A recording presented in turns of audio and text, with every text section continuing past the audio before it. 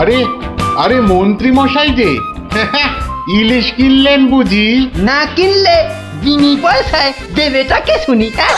সে কথা আমি বলছি নে, মানে জানতে চাচ্ছি কত করে নিল।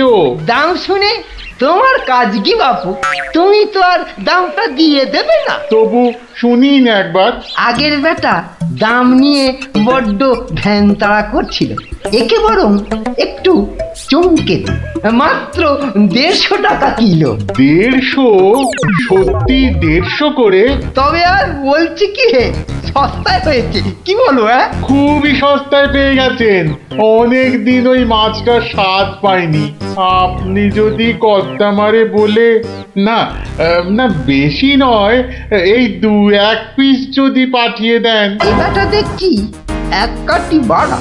কিছু বললে নাকি? হ্যাঁ না না, বলছিলাম কি কর্তা মারে বলে যদি। বলবো বলবো, কথা মারে নিশ্চয়ই বলবো, নিশ্চয়ই বলবো। ধন্যবাদ। এ তো দেখি ইলিশ কিনে মহা ঝামেলা হলো। সকলেই দাম জানতে চায়। আরে বাবা, বাজারে গিয়ে দাম করলেই তো লাটা চুকে যায়। যত সব। আরে মন্ত্রী মশাই যে ইলিশ কিনে ফিরছেন বুঝি? আরো একজন হাতে ইলিশ দেখেও জিজ্ঞাসা করা চাই, ইলিশ কিনে ফিরছেন বুঝি? দেখতেই তো বাচ্চা বাবু, এগুলো ইলিশ, রুই কাতলা নয়। তা সস্তায় পেয়ে নিয়ে এলাম দুটো। বস্তায়? বলেন কি বস্তায় করে ইলিশ মাছ বিকোচ্ছে নাকি? কোথায়? এ তো দেখি বদ্ধ কালা। বস্তা নয়, বস্তা নয়, সস্তা সস্তা, মানে কম দাম, বুঝেছো? ও, সস্তায় পেয়ে গেলেন? তা বলবেন তো। তা এমন চেঁচাচ্ছেন কেন? আমি কি কালা নাকি? যাকে যাকে ওসব কথা। সস্তা বলতে কত সস্তা মন্ত্রী মশাই? মানে ঠিক কত করে নিল? একদম জলের দরে। ফলের দরে ইলিশ মাছ? সস্তাই বটে, সস্তা, ঠিক বলেছেন। তা কবে হচ্ছে ইলিশের ভোজ? আমার শ্রাদ্ধে। আজ রাতে? বলেন কি? তা বেশ, আমি আজ রাতেই না হয় একবার হাজির হয়ে যাবো। কিছু বললে? পিছু পিছু চলতে পারলে তো ভালোই হতো। তবে তবে একটা জরুরি কাজ আছে কিনা? এ তো দেখছি মহা ফ্যাসাদ। পেশাদ? আগে আপনাদের পেশাদ পাওয়া তো ভাগ্যের ব্যাপার। এখন তবে যাই মন্ত্রী মশাই, কি বলেন? যাই তবে।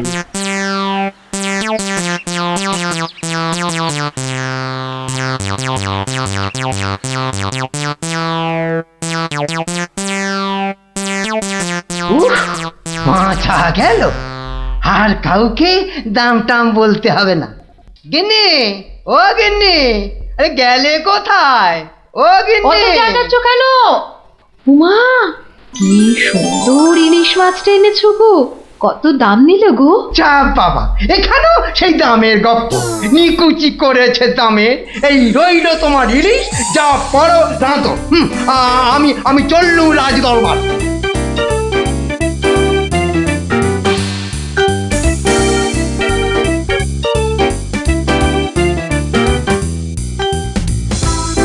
কি ব্যাপার মন্ত্রী, আজ এত দেরি হলো যে? একটু বাজারের দিকে গিয়েছিলাম। সে কি মন্ত্রী, মাইনে দেবার ভয়ে বাড়ির কাজের লোককে তাড়িয়ে দিয়েছেন নাকি? না মহারাজ, তা নয়। তবে কিনা। তবে তবে কি মন্ত্রী? আসলে মহারাজ, গিন্নি কদিন যাবৎ বড্ড ইলিশ ইলিশ করছিল, তাই আমি নিজে গিয়ে তা বলবো কি মহারাজ, ইয়া বড় বড় ইলিশ ধরা পড়েছে। ধরা পড়েছে? বলেন কি মন্ত্রী? ইলিশা চোর না ডাকাত যে ধরা পড়বে? আগে ধরা পড়েছে মানে জেলেদের জালে উঠেছে। ভাই বলুন। সত্যি মহারাজ, এমন ইলিশ আমি বাপির জন্মে দেখিনি। আহা আহা, কি তার সাইজ, কি তার চেকনাই! চোখে দেখলে মনটা একেবারে জুড়িয়ে যায় মহারাজ। চোখে দেখার বদলে চেখে দেখাটাই বোধ হয় বুদ্ধিমানের কাজ। যাকি, তা মন্ত্রী মশাই, আপনি কি আবার মন্ত্রিত্ব ছেড়ে ইলিশ মাছের ব্যবসা শুরু করবেন নাকি? এ কথা কেন বলছেন মহারাজ? বলছি কি আর সাধে মন্ত্রী, আপনি যেভাবে এই ইলিশ ইলিশ করে খেপে উঠেছেন তাতে কোনো কিছুই অসম্ভব নয়। ঠিক তা নয় মহারাজ, আসলে এটা ইলিশের মরশুম কিনা, যেখানেই যান শুধুই ইলিশের গল্প। আসলে এটা যে ইলিশের মরশুম সেটা না একেবারেই ভুলে গিয়েছিল। আপনি ঠিকই বলেছেন, এই সময় ইলিশের গল্প বন্ধ করা প্রায় অসম্ভব। তোরা যে যা বললিস ভাই, আমার শুধুই ইলিশ চাই। সকালে চাই, দুপুরে চাই, রাতেও ইলিশ চাই। আমার শুধুই ইলিশ চাই। মহারাজ, ইলিশ কিনে ফেরার পথে কত লোক যে দাম জিজ্ঞাসা করেছে, কি বলবো মহারাজ। তা আমার দরবার থেকে বাজারের দূরত্ব কত মহামন্ত্রী? প্রায় মিনিট 10 রাস্তা। 10 মিনিট? আচ্ছা গোপাল, ইলিশ হাতে এই 10 মিনিটের পথ কি তুমি আসতে পারবে, যাতে কেউ দাম জানতে না চায়? মহারাজ, এটা এমন কি কঠিন কাজ মহারাজ? বেশ বেশ, তুমি যদি বাজার থেকে একটা এই বড় সড়ো ইলিশ মাছ হাতে দিয়ে প্রকাশ্য রাজপথ দিয়ে আমার দরবারে উপস্থিত হতে পারো, এবং যদি কেউ তোমাকে ইলিশ মাছের দাম জিজ্ঞাসা না করে, তাহলে তোমাকে আমি 500 টাকা পুরস্কার দেব। কি তুমি রাজি তো? আমি রাজি মহারাজ। কিন্তু ভুল করেও কেউ যদি ইলিশের দাম জিজ্ঞাসা করে, তাহলে কিন্তু বুঝতেই পারছো, তোমার ওই 500 টাকা জরিমানা দিতে হবে। আর এটাই আমার শর্ত। আপনার শর্ত শিরোধার্য মহারাজ। আজ নির্ঘাত তুমি ঠকবে গোপাল, নির্ঘাত ঠকবে। পুরস্কার পাওয়া তো দূরের কথা, তুমি বরং জরিমানার 500 টাকা ট্যাঁকে গুজে মাছ কিনতে যাও। সে দেখা যাবে মন্ত্রী মশাই। তাহলে আমাকে মাছের দামটা দিন মহারাজ। ধন্যবাদ। এবার আমাকে তবে আসতে আজ্ঞা দিন মহারাজ। ঠিক আছে গোপাল, তাহলে শুভস্য শীঘ্রম। তুমি এখনই রওনা হয়ে যাও। আজ্ঞে মহারাজ, এই গেলুম আর এই এলুম। তোরা যে যা বললিস ভাই, আমার শুধুই ইলিশ চাই। সকালে চাই, দুপুরে চাই, রাতেও ইলিশ চাই। আমার শুধুই ইলিশ চাই। মন্ত্রী, বলতে আজ্ঞা হোক মহারাজ। আপনি আপনার বিশ্বস্ত কোনো লোককে পাঠান, যে গোপালকে অনুসরণ করবে আর রাজপথে যা যা ঘটেছে তার বর্ণনা দেবে। কিন্তু সাবধান, গোপাল যেন ঘুণাক্ষরেও কিছু টের না পায়। আপনি নিশ্চিন্তে থাকুন মহারাজ, আমি আমার সবচেয়ে বিশ্বস্ত অনুচরকে পাঠাচ্ছি। ফিরে এসে ও সবিস্তারে আপনাকে সব জানাবে। বেটা ধারের সব জারি জুরি আজই খতম হবে। ঠিক আছে, আমি তাহলে এখন একটু বিশ্রামে যাচ্ছি, আপনারাও আসুন।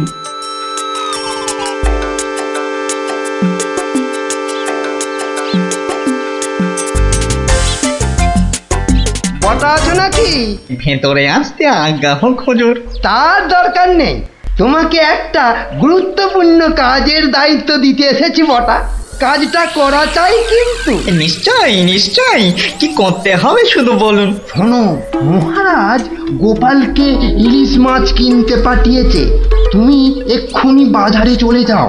গোপাল মাছ নিয়ে ফেরার সময় যেভাবেই হোক মাছের দামটা জেনে নিতে হবে, বুঝেছো?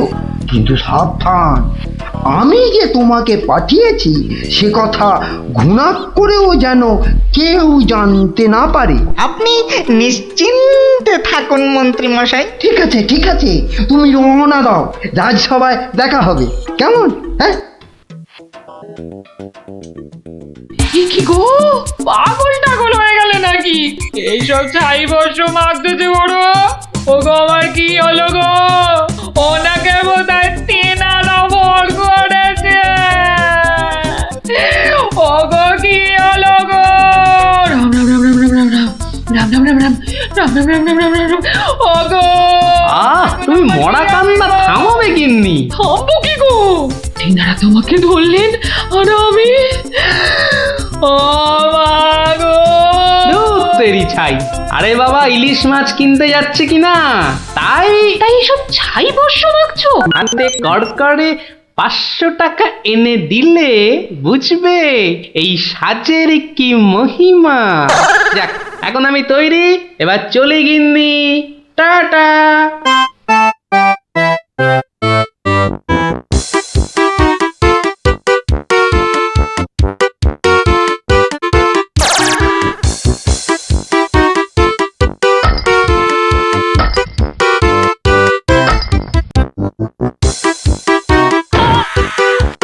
দেখ দেখ, লোকটা দিগম্বর। পাগলটাকে তো আগে কখনো দেখিনি। কিন্তু আমার যেন কেমন চেনা চেনা লাগছে। তা তো লাগবেই, রাঁচি থেকে ফিরলি কি না? আহা আহা ইলিশ মাছ দেখছি, তা কত। ধরেছি ধরেছি জাহাপনা, আসল অপরাধীকে পাকড়াও করেছি। এই চুপ করে দাঁড়িয়ে থাক, আমি নিজে তোর শাস্তি দেব। কি ব্যাটা সত্যি সত্যি পাগল হয়ে গেল নাকি? বলা যায় না, ইটটা যদি সত্যি সত্যি ছুঁড়ে দেয়। কাজ নেই, কাজ নেই আর দাম জানায়। চাচা, আপন প্রাণ বাঁচা। ওরে বাবা!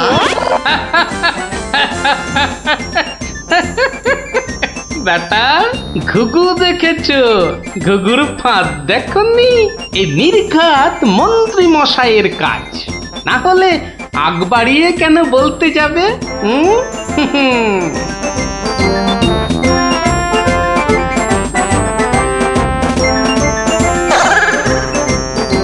গোপাল, সে কি তোমার এই অবস্থা কেন? আগে এটার জন্য হুজুর, তার মানে? আপনার কথা মতো ইলিশ এনেছি মহারাজ, কিন্তু বিশ্বাস করুন, মাছের দাম নিয়ে কেউ কোনো প্রশ্নই করেনি মহারাজ। বটি, মন্ত্রী, আপনার অনুচরদের ডাকুন।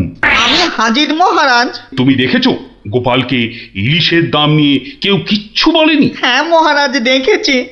কিন্তু কিন্তু কি? মানে গোপাল ভাঁড় পাগল হয়ে গেছে। সে কি? আজ্ঞে মহারাজ, পাগল না সাজলে মন্ত্রী মশাই আজ যে জিতে যেতেন। তার মানে? মানে আর কিছুই নয় মহারাজ, মন্ত্রী মশাইয়ের অনুচরই আমাকে দাম জিজ্ঞেস করতে যাচ্ছিল, তাই বাধ্য হয়ে। ব্যাপারটা একটু খুলে বলবে গোপাল? তবে শুনুন মহারাজ, লোকটা দিগম্বর। ইলিশ মাছ দেখছি, তা কত। আসল অপরাধীকে পাকড়াও করেছি। ব্যাটা সত্যি সত্যি পাগল হয়ে গেল নাকি? ওরে বাবা!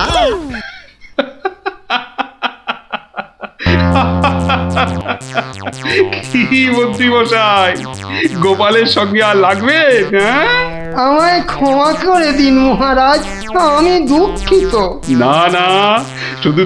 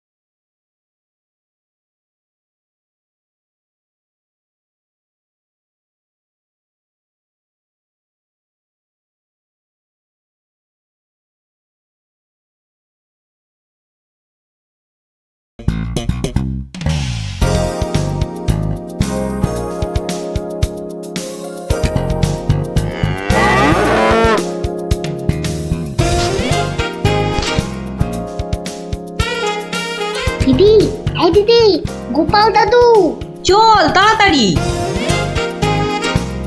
গল্প গল্প গল্প দেখো কাণ্ড, তোরা কোত্থেকে এসে জুটলি রে? গল্প গল্প গল্প গল্প বলো গল্প বলো গল্প বলো গল্প বলো। এই দেখো দেখো, আস্তে আস্তে আস্তে, আরে ধুতি খুলে যাবে রে, ধুতি খুলে যাবে। গোপাল দাদু গল্প বলো না। দাঁড়া দাঁড়া, ওরে বে, আমি এখন রাজসভায় যাচ্ছি, পরে এসে তোদের গল্প বলবো। না না, এখন এখন এখন এই দেখো, গল্প না বললে আমরা তোমাকে রাজসভায় যেতেই দেব না। ঠিক ঠিক গল্প বলো, গল্প বলো। আচ্ছা আচ্ছা আচ্ছা বেশ, চল ওই গাছতলাটায় গিয়ে বসি। হ্যাঁ? আয় আয় আয়, নাও এবার শুরু করো। শোন তো, তোরা তো ওই মুর্শিদাবাদের নবাবের কথা শুনেছিস? হ্যাঁ, সে এক ভীষণ খামখেয়ালি লোক, বুঝলি।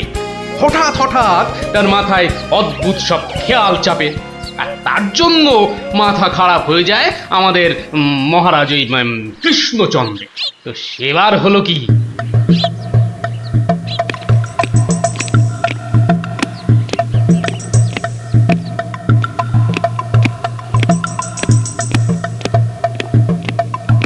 অনেক দিন হয়ে গেল এক জায়গায় একটানা বসে আছি।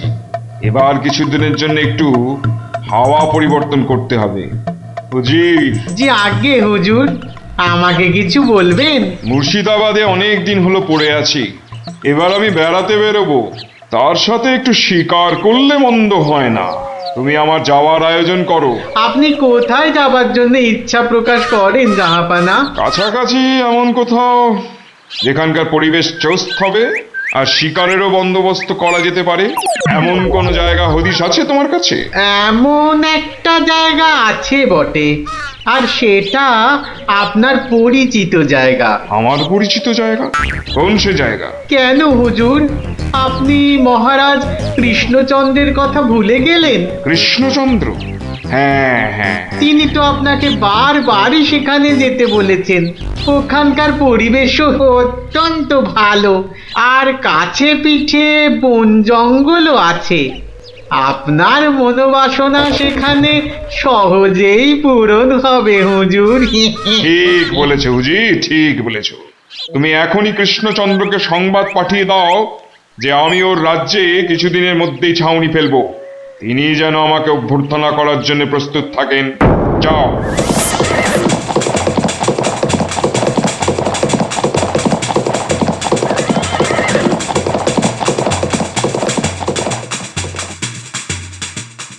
বন্ধুগণ, আজকে আমার কাছে একটা বড়ই গুরুত্বপূর্ণ খবর আছে। আর কয়েকদিনের মধ্যেই মুর্শিদাবাদের নবাব বায়ু পরিবর্তন করতে আমাদের রাজ্যে আসছেন। নবাব? মুর্শিদাবাদের নবাব? প্রচন্ড খেয়ালি মানুষ, কখন যে হঠাৎ করে কি চেয়ে বসবেন কিছুরই ঠিক নেই। আমাদের খুব সাবধানে ওনার যত্ন করতে হবে কিন্তু। হ্যাঁ, তাছাড়া উনি রাজসভায় আসবেন না, রাজধানীর উত্তর দিকে যে বিশাল অরণ্য আছে তার পাশে ছাউনি ফেলবেন, আর শিকারও করবেন। নবাবের আরাম বিরামের যাতে কোনো ত্রুটি না হয় সেজন্য আমরা সবাই সজাগ থাকব। আমি নিজে সব ব্যবস্থার তদারকি করব। আমোদ প্রমোদ, ভালো ভালো খাবার, সব কিছুর ব্যবস্থা রাখতে হবে। মহারাজ, খাবারের কথাই যখন উঠল তখন একটা কথা জিজ্ঞাসা না করে পারছি না। ওহ, আবার কি কথা? বলে ফেলো, বলে ফেলো। মহারাজ, নবাব সাধারণত গোমাংসই খুবই পছন্দ করেন, কিন্তু এটা তো হিন্দু রাজ্য, এখানে গোমাংস তো পাওয়াও যাবে না। কিন্তু নবাব যদি জেদ ধরেন। খুবই গুরুত্বপূর্ণ প্রশ্ন করেছো মন্ত্রী। সেক্ষেত্রে আমাদের নবাবকে উত্তম রূপে খাসি আর মোরগের মাংস খাইয়ে মন ভরাতে হবে। এছাড়া আর উপায় কি? হ্যাঁ, আর তাতেও উপায় না হলে হাতের কাছেই তো আছে আমাদের কৃষ্ণনগরের বিখ্যাত সরপুরিয়া রাজভোগ।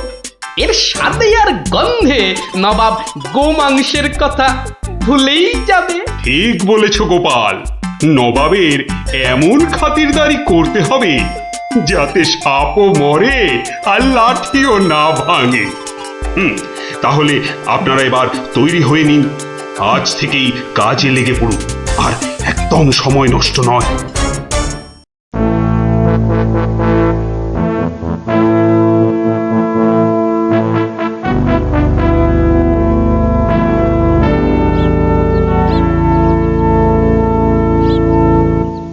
বাহ, বহুত খুব,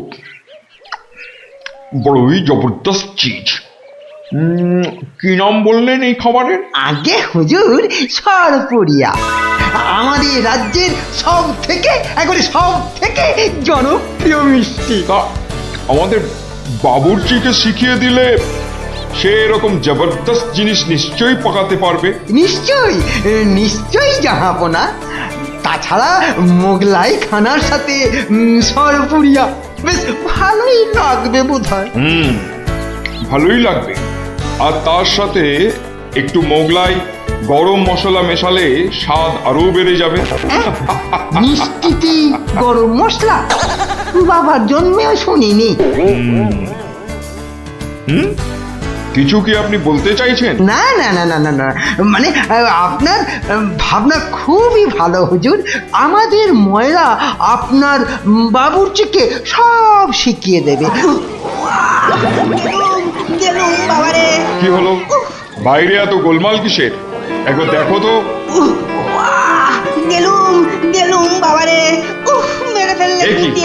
এ কি অবস্থা হয়েছে তোমার? কে এমন করলো? হুজুর ষাঁড়, ছাউনিতে ষাঁড় পড়েছে হুজুর, ষাঁড়। ষাঁড় এলো কোত্থেকে? কিচ্ছু বুঝতে পারছি না হুজুর, কোত্থেকে যেন এসে পড়েছে। পুরো শিবির একেবারে লন্ডভন্ড করে দিচ্ছে হুজুর। ওই যে শুনুন আবার ডাকছে। ব্যাপারটা একবার নিজের চোখে দেখতে হচ্ছে। এই তোমরা সব চলো তো একবার দেখি। কোথায় সেই বেয়াদব? আজকে আমি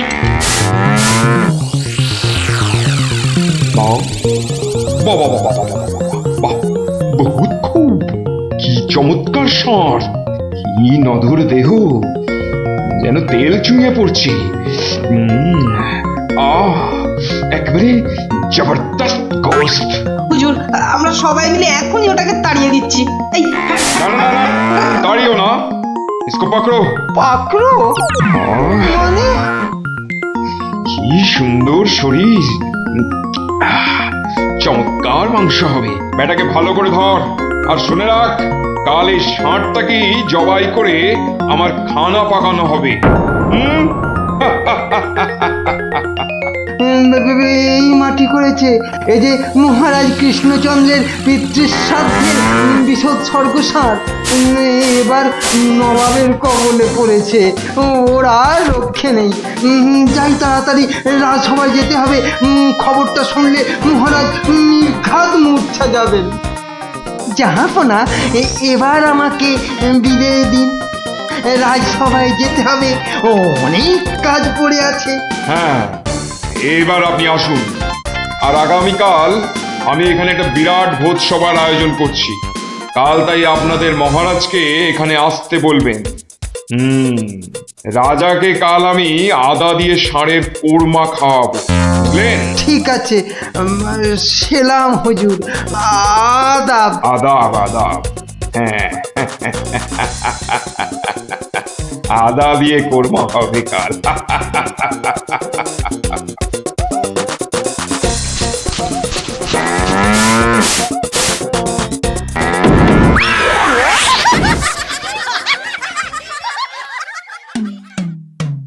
একই কথা শোনালে মহামন্ত্রী, আমি কি চরম ধর্ম সংকটে পড়লাম।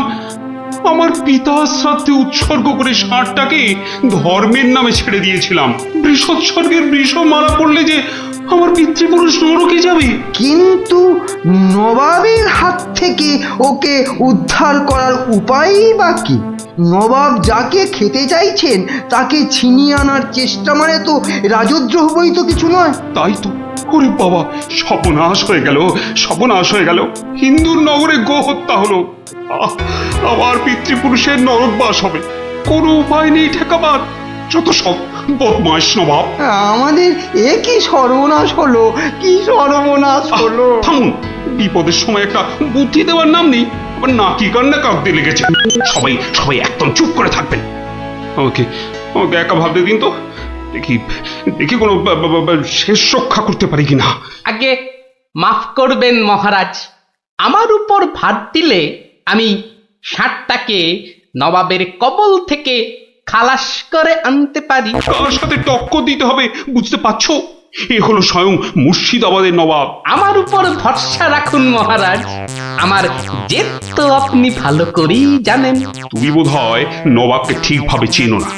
নবাবের মতো বদরাগী লোক রসিকতায় ভোলেন না। আপনাদের নবাবও কিন্তু আমাকে সম্যকভাবে চেনেন না। আপনি বলুন না মহারাজ, আমার দৌড় ওনার জানা আছে কি? তুমি ঠিক কি করতে চাও? আমি তো কিছুই ভেবে কুল পাচ্ছি না। আপনি শুধু একটা ছোট্ট কাজ করুন। ছোট্ট কাজ? ছোট্ট কাজ কিরকম? শুনুন মহারাজ, আপনি নবাবের নামে একখানি পত্র পাঠান। আমার কথা বলুন বলুন বলুন বলুন, আপনি আমাকে পাঠাচ্ছেন। তোমাকে পাঠাচ্ছি? কেন? কেন? স্রেফ নবাবের মনটা একটু ফুরফুরে করে দেবার জন্য আপনি আমাকে পাঠাচ্ছেন। গোপাল, আমার কিন্তু ভয় করছে। তুমি কাজ হাসিল করতে পারবে তো? ধরে নিন আপনার ষাঁড় আপনি ফেরত পেয়ে গেছেন। দেখুন এবার আপনার গোপালের খেল দেখুন। বেশ, তোমার কথা মতোই কাজ হবে।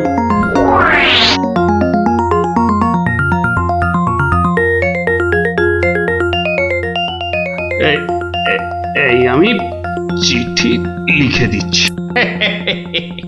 প্রণাম মহারাজ, এই চললাম আমি ষাঁড় উদ্ধার অভিযানে।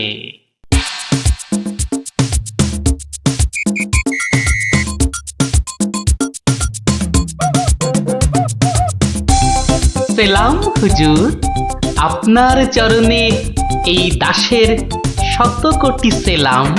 আরে এ কে উজির?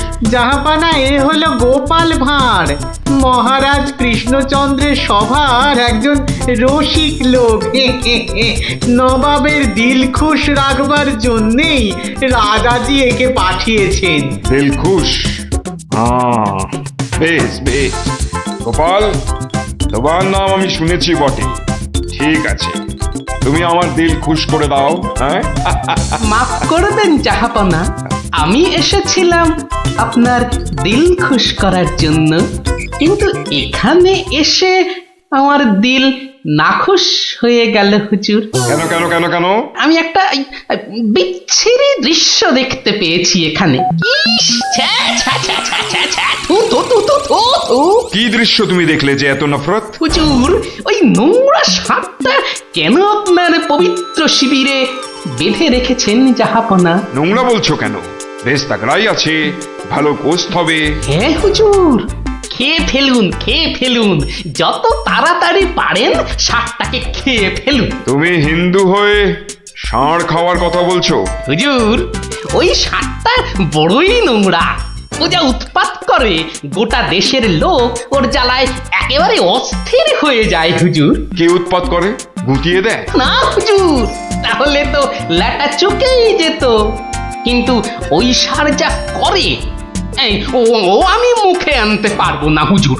রামো রামো ওয়াক ওয়াক, থু থু থু। আরে বলেই ফেলো না, কি কাজ করে? কি আর বলবো জাহাপনা, ওর জ্বালায় মাঠে কারোর বড় বাইরে করার উপায় নেই। কেন কেন কেন? কেন বলবো?